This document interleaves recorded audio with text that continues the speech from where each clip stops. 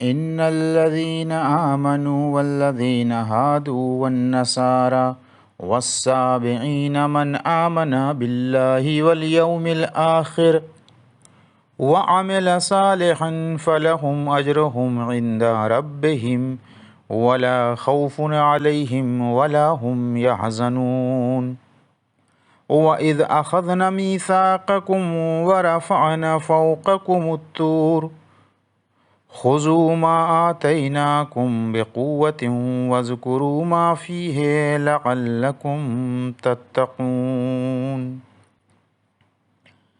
بے شک مسلمانوں اور یہودیوں اور نصرانیوں اور لامذہبوں میں سے جو کوئی خدا اور روز آخرت پر ایمان لائے اور اچھے اچھے کام کرتا رہے تو انہی کے لیے ان کا اجر و ثواب ان کے خدا کے پاس ہے، اور نہ قیامت میں ان پر کسی قسم کا خوف ہوگا اور نہ وہ رنجیدہ دل ہوں گے۔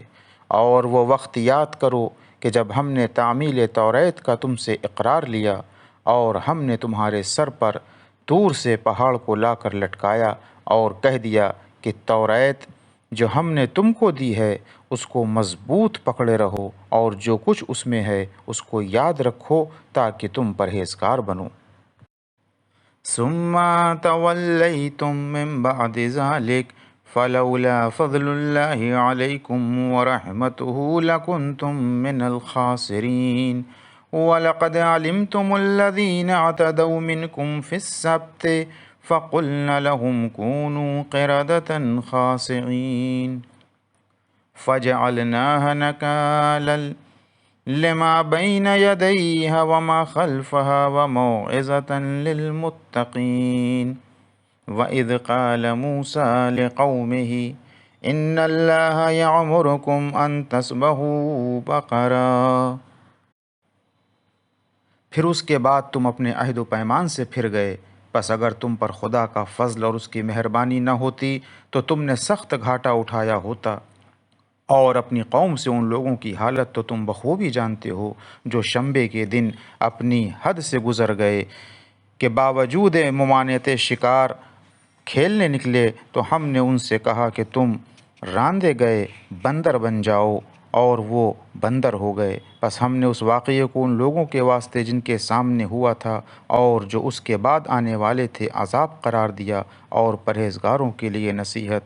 اور وہ وقت یاد کرو کہ جب موسیٰ نے اپنی قوم سے کہا کہ خدا تم لوگوں کو تاکیدی حکم کرتا ہے کہ تم ایک گائے کو ذبح کرو۔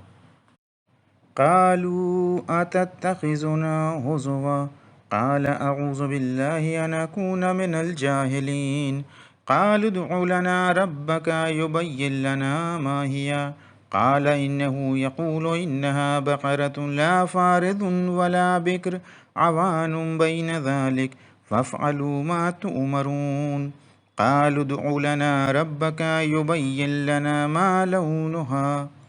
اور وہ لوگ کہنے لگے کیا تم ہم سے دل لگی کرتے ہو؟ موسیٰ نے کہا میں خدا سے پناہ مانگتا ہوں کہ میں جاہل بنوں۔ تب وہ لوگ کہنے لگے کہ اچھا تم اپنے خدا سے دعا کرو کہ ہمیں بتا دے کہ وہ گائے کیسی ہو۔ موسیٰ نے کہا بے شک خدا فرماتا ہے کہ وہ گائے نہ تو بہت بوڑھی ہو نہ بچھیا، بلکہ ان میں سے اوسط درجے کی ہو۔ غرض جو تم کو حکم دیا گیا ہے اس کو بجا لاؤ۔ وہ کہنے لگے واہ تم اپنے خدا سے دعا کرو کہ ہمیں یہ تو بتا دے کہ اس کا رنگ آخر کیا ہو۔ قال إنه يقول إنها بقرة صفراء فاقع لونها تسر الناظرين قالوا ادع لنا ربك يبين لنا ما هي إن البقرة تشابه علينا وإنا إن شاء الله لمعتدون قال إنه يقول إنها بقرة لا ذلول تثير الأرض ولا تسقي الحرث مسلمة لا شية فيها قالوا الآن جئت بالحق فذبحوها وما كادوا يفعلون۔